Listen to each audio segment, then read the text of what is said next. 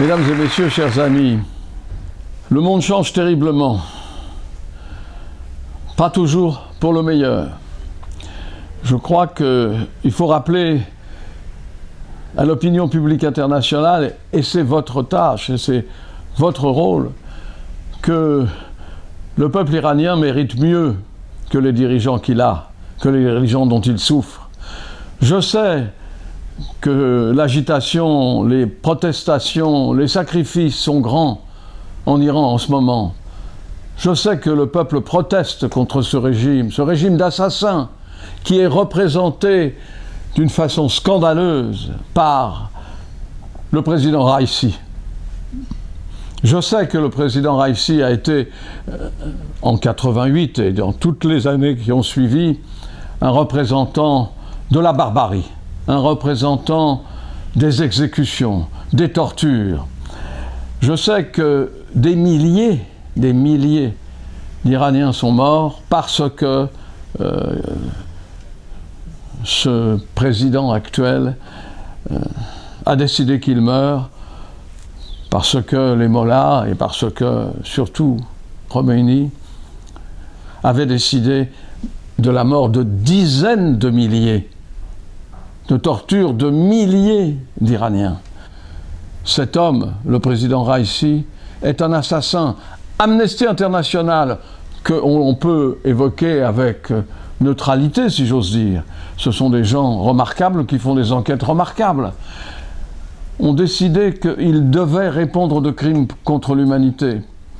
Et voilà qu'il est président d'un pays dont la population est admirable.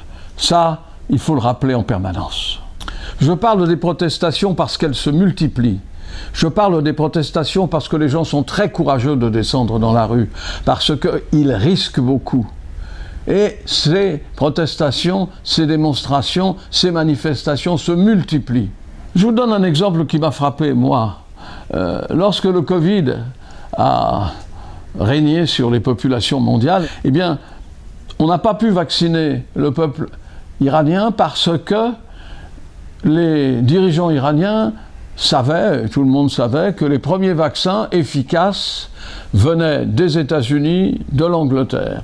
Et on a attendu, et beaucoup de gens sont morts du Covid-19 parce que le régime iranien n'avait pas voulu que ces vaccins efficaces, encore une fois, pour sauver des vies, soient utilisés. Et ça, c'est quand même une manifestation tellement bête, tellement primitive, tellement, comment dire, anti-humaine.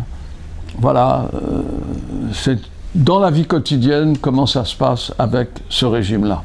Il faut se souvenir que le peuple iranien a protesté aussi contre le Shah, a protesté aussi contre la police du Shah qui s'appelait la SAVAK, vous le savez très bien, et que c'est une manifestation pour la démocratie à chaque fois, c'est une manifestation pour signifier à tous ceux qui nous écoutent, et pas seulement ici aujourd'hui, mais ceux qui nous écouteront, que ce sont les valeurs démocratiques auxquelles aspire le peuple iranien, c'est-à-dire des choses très simples.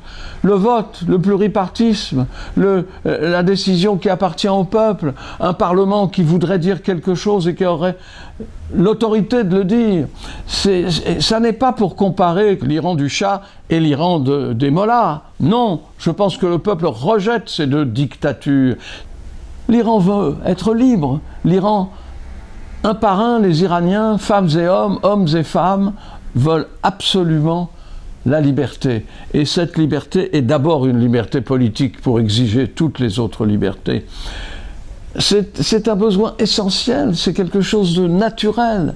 Pour ça, il faut que l'oppression cesse. C'est ça que veulent les Iraniens. Et ce que je veux vous dire est simple.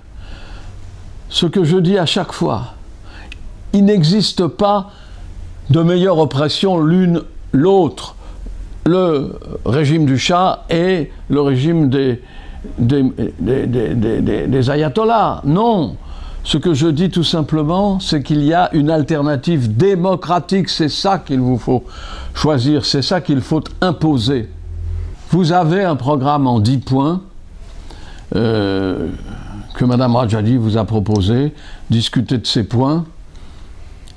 Mais je voudrais vous dire très profondément sincèrement, nous, ce monde nouveau qui s'annonce devant nous, dont on voit déjà les dégâts, ce monde, pour devenir meilleur, a besoin de vous. Nous avons besoin tous de vous. La théocratie, c'est un moyen moyenâgeux.